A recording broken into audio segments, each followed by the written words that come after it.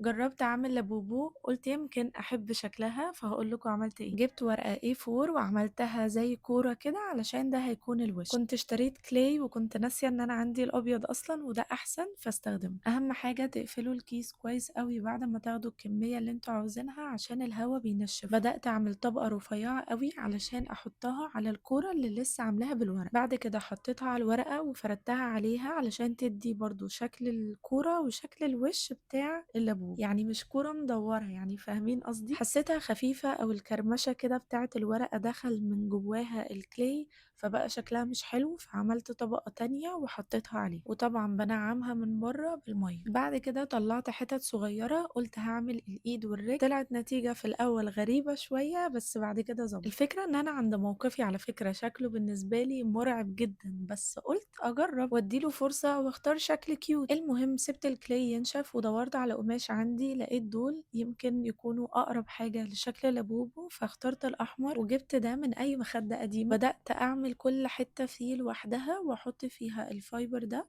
وبعد كده لزقتها بالشمعة. بصراحة كنت بافكر أخيط وكده بس حسيتها مش هتنفع. كنت باتخيل لوحدي المقاس بس كل شوية كنت باخد الحتة اللي أعملها وأروح أقيسها مع الوش اللي أنا عملته وسايباه ينشف. في الفترة دي تقريبًا كنت قاعدة أقول لنفسي ده لابوبو on budget، بس هو أصلًا بجد مش عاجبني. يعني أنا باعمله باحاول أقنع نفسي إن هو ممكن يبقى حاجة حلوة. المهم بعد ما كل حاجة نشفت بدأت بقى أحط الطبقة الأولى كده على الوش من اللون الأحمر ده من القماش، وبجد أسوأ مرحلة هي اللي جاية إن أنا أرسم الملامح. أنا اخترت أكتر شكل كيوت اللي هو العين كأنها مقفولة وإن هو سمايل بس، وقلت مش هعمل السنان بس برضه حسيته شكله وحش فقلت ألونه، وقلت بالمرة بقى ألون الإيد والرجل علشان ما يبقاش فيه درجات مختلفة، وزودت طبقة قماش عشان حسيتها خفيفة، وبالايلاينر بدأت أحدد الملامح علشان ده أرفع حاجة عندي. الفرشة ما نفعتش خالص وبرضه ما عجبنيش وعدتها لتالت مرة، بس بصراحة دي آخر مرحلة أنا قلت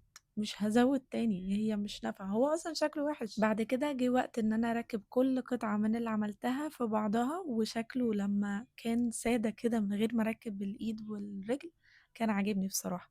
بس إحنا بنجرّب شكل لابوبو فهاكمّل للآخر. قصدي إن أنا أركّب الإيد والرجل اللي هُم بالclay مش بالقماش. المهم لزقتهم وخلّصنا كده تقريبًا، بس الودان أنا بصراحة قُلت مش هاعملها clay فعملتها ورق، ناقص إن أنا أركّب لها قفل علشان أقدر إن أنا أحطها في أي شنطة، وفعلًا عملت كده. وبعد كده جرّبت بقى إن أنا أحطها في الشنطة، بصراحة ما عجبتنيش، حسيت إن أنا مش هانزل بيها، يعني هي بس ممكن يبقى زي دبدوب كده عندي في الأوضة بتاعتي، وبس كده.